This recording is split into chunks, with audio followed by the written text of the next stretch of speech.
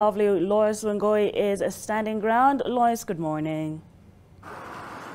Good morning, Nina, and happy Labor Day from the county of Uasin Gishu. We are here at the heart of Eldoret. Perhaps before speaking to the residents here, it would be important for me to sort of paint a picture of how the labor scene and the labor market is here in the county of Uasin Gishu. Nina, and of course you, dear viewer, just to note that the agriculture sector is the biggest labor market here, and it has provided quite a number of labor opportunities from the large-scale farmers, the mid-scale ones, the small-scale ones, and just to note that away from the farmers who engage at the farm, then we also have support staff who also work at these large-scale agriculture activities, or even the small ones. So the agriculture sector is one that comprises the huge or the most numbers when it comes to the labor market here in the county of Uasin Gishu. So it is a good season for most farmers here in terms of the labor business, because we did see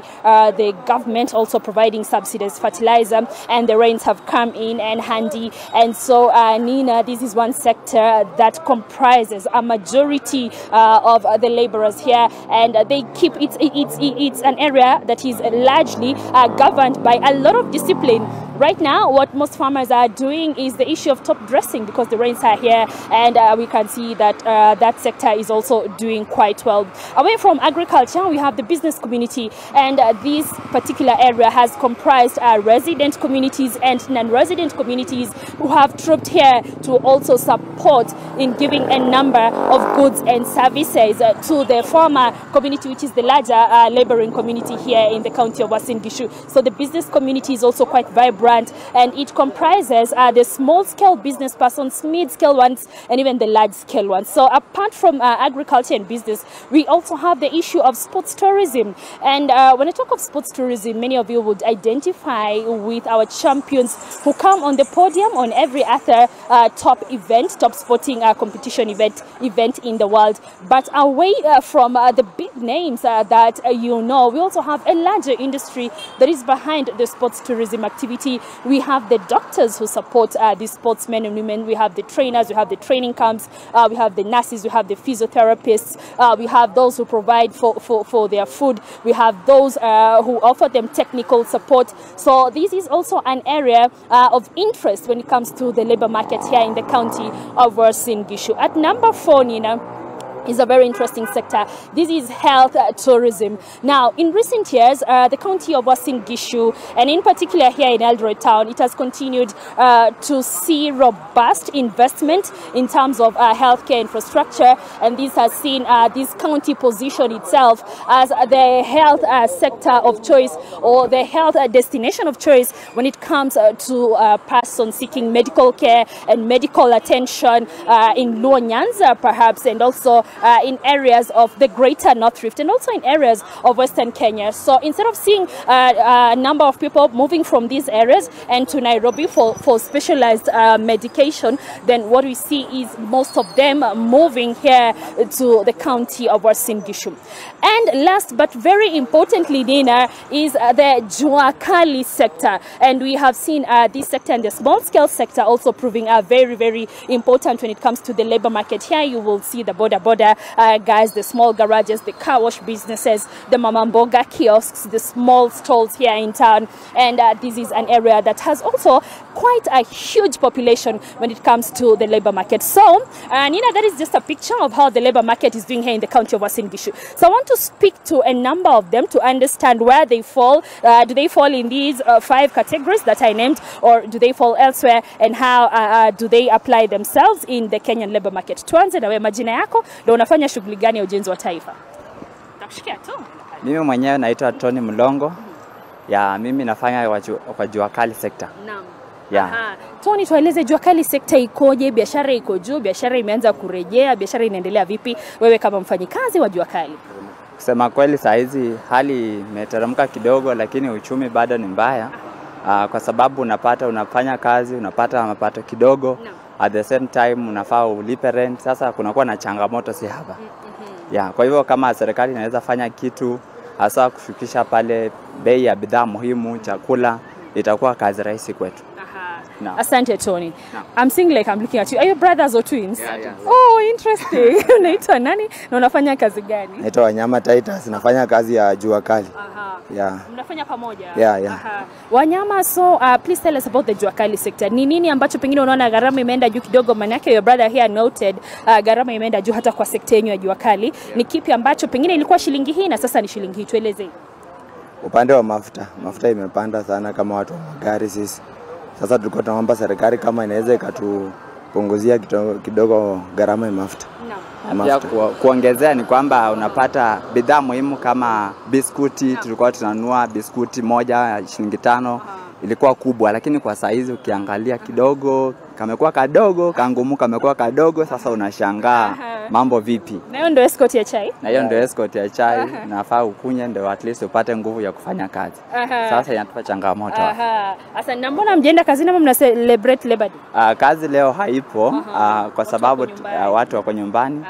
Lakini ningepata leo bado ningefanya kwa sababu kidogo sina kitu hata saizi. Yeah. Asante twins. Tupate mwingine pengine majina yako na unafanya shughuli gani ya ujenzi wa taifa? Kitu cha kwanza mimi naitwa Ken Ruto na nafanya kazi mbili. Kwanza mimi ni community activist. Wanatetea haki za binadamu. Ya pili mimi ni mkulima. Sasa hapo kwa ukulima tumepata hawa jua kali sector wanasema mambo si mazuri. Hii Labor Day wanaona gharama kwa mfano gharama ya bidhaa ya mafuta imewapeleka katika hasara hapa na pale. Wewe kama mkulima siku yako ya Labor Day iko vipi? Nyakati hizi ziko vipi? Unafurahia? Labor Day siwezi furahia kwa sababu siko employed kwanza. Na kitu cha pili, bei ya mafuta imeweza kupanda na huwa nasafirisha mahindi kuleta kuja kuuza. So sasa unaona wakati nina haya lori imeongeza bei. So ningependa kuomba serikali ingilie. Unajua bei ya mafuta ikishuka hata bei ya unga na vitu vingine itashuka. Yes. Asante mkulima. Tupate mwingine aliye katika sekta tofauti. Majina yako, unafanya sekta gani? Majina yangu mimi naitwa Joseph Koskela Lagat, mtetezi wa wanyonge. Mimi ni Asola, ni taxi driver hapa Eldoret. Sasa wewe kama taxi driver, biashara ikoje? Wewe kama mfanyikazi wa Kenya una cha kujivunia siku ya leo Labor Day? Kusema kweli nitaweza sema hii ni Labor Day ya kwanza tangu rais wa Kenya watano kushika uongozi. Ameshika uongozi na wakatuambia hazina ya Kenya walishika kama haina kitu. Sasa naomba tu wa Kenya tuvumilie, kwa sababu kama hazina ya Kenya haina kitu lazima tuvumilie. Hiyo Labor Day nyingine najua tutashukuru sana na tutafurahi, kwa sababu huyu Dr. William Samoei Ruto ni mchapa kazi. Atachapa kazi, niko na hakika kama mnyonge na Asela. Next year masiku kama hii tutafurahi. Tutafurahia sana. Bado mimi naongezea nikisema naomba babu yangu Raila Amolo Odinga asitishe mambo ya maandamano, kwa sababu tumeomba Mungu ametusaidia, mvua imenyesha. Sasa mambo ya kuvaa safuria kwa kichwa, najua mvua itamaliza kwa sababu chakula itaiva. Awachane naye, tunaomba amani. Awache kutumia maasela kuwaumiza sana. Ningependa kujua katika sekta ya taxi, wewe kama mfanyikazi wa taxi, pengine ni changamoto gani ya kiuchumi unakumbana nayo?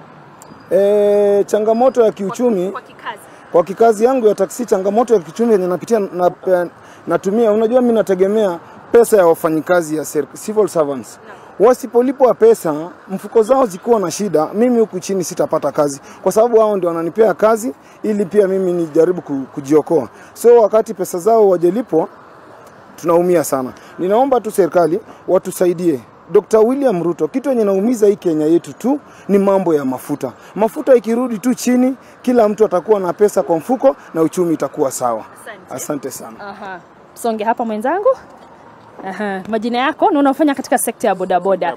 Utatueleza siku ya leo na nini cha kujivunia kama mwana bodaboda mfanyikazi? Mimi leo mimi naitwa Evans Kidero wa Eldoret. Mimi siku ya leo sioni kitu ya kujivunia. Ni ile tu naweza sema hii serikali yetu ya Ruto itupunguzie mafuta. Mafuta ndio ina control kila kitu. Mambo ya kusema mahindi sirudi 100 ama nini, hiyo vitu yote ina controliwa na mafuta. Mafuta ikienda hiyo chini, kila kitu mafuta ndio inatoa mahindi kwa shamba. Lori inatoa nini, mafuta irudi chini. Hiyo mimi nikiweka mafuta sasa hii 200 hata inisaidii. Unabeba mteja mmoja hivi kidogo unatingiza tangi hakuna kitu. Ukirudi kwa nyumba unarudi na 200, watoto ndio hiyo loan tunalipa mara nini. Inakuwa ngumu. Na cheze kama yeye, serikali cheze kama yeye. Hii mambo ya maandamano itaisha tu.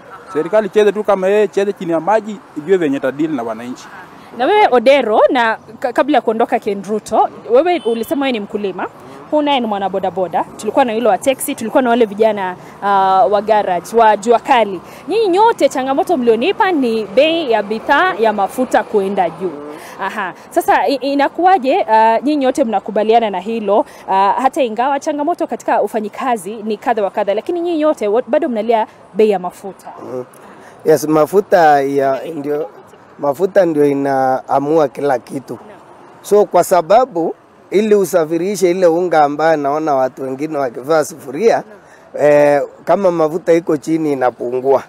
Na mafuta ikiwa juu, hata ukileta mafuta, mpaka mafuta ya kupikia inaongezeka kwa sababu ukitoa Nairobi bidhaa bei inaenda.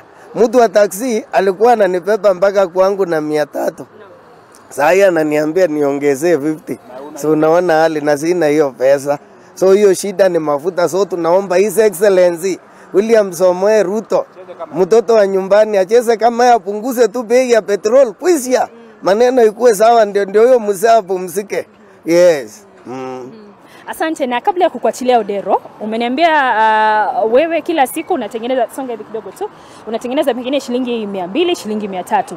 Sasa tumekuwa tukiona serikali na upinzani wakiwa katika mazungumzo, na kilichothirika kikuu zaidi ni kupunguza gharama ya maisha. Tunaona wanasema kuna katika baadhi ya maduka utapata unga wa kilo 2 kwa shilingi 150. Je, hilo halisaidii? Ama mnaona hapo kidogo wanatafuta suluhu ya leo, lakini sio suluhu ya kudumu na ya kusaidia Wakenya? Hiyo suluhu yao sio ya kudumu. Hiyo suluhu yao ni ya leo peke yake, sababu hata mimi nimeenda kwa hiyo supermarket, hiyo unga yenye wanasema sijui ni 150, hiyo unga ni 167 na ni unga moja inaitwa Ajab. Mbona hizo unga brand zingine bado ni 200 na nini? Hiyo mafuta ikiteremshwa, hiyo vitu zingine zote, hiyo mabrand zingine zote itakuja hiyo bei, na hata inaenda hata 100. Ni mafuta ina control hiyo vitu yote. Sio mambo ya kuenda huku na kona tupige kona. Kila mtu anajua hii Kenya yetu ama dunia ina control na mafuta. Wajaribu kucheza na mafuta kidogo, at least sisi tutasikia mzuri kama wananchi wa kawaida. Na hiyo iende kwa Ruto, sio kwa mwingine ama nani ama Gachagua. Ruto ndiye ana control hii Kenya. Yeye ndio rais wa hii Kenya. Yao wengine tutambui. Asante. Ndio maoni yangu. Asante. Natafuta mwingine. Naweza penda sana kupata labda mtu wa kibarua hasla mwenye ana kazi. Unafanya shughuli gani bro? Unafanya shughuli gani? Nina, I think we've gotten enough. I was trying to look for a person who is not either formally employed or applying themselves in business or in private ventures, just to understand how this particular laborer who may not have a particular area of responding to work responsibilities every morning, just to understand how then they go through the business of life and how they apply themselves in just trying and making efforts to be laborers. So Nina, that is pretty much what we have from the county of Uasin Gishu. As I noted for you, the top 5 industries here: agriculture, we have sports, we have the business community, we have the Juakali community, and health, tourism. And Nina, if you listened to most of the persons that we spoke to here, they are of the opinion that the #1 initiative that the government and the opposition should be engaging themselves in is in bringing down the cost of fuel, because they understand and they detail for us how if that cost is brought down, then it will mean an extra shilling for different Kenyans here in the county of Uasin Gishu. So we'll come back to you with much more, Nina, but for now, back to you in Nairobi. All right, well, thank you very much. That was Lois Wangoi giving us a fantastic breakdown of the labor market in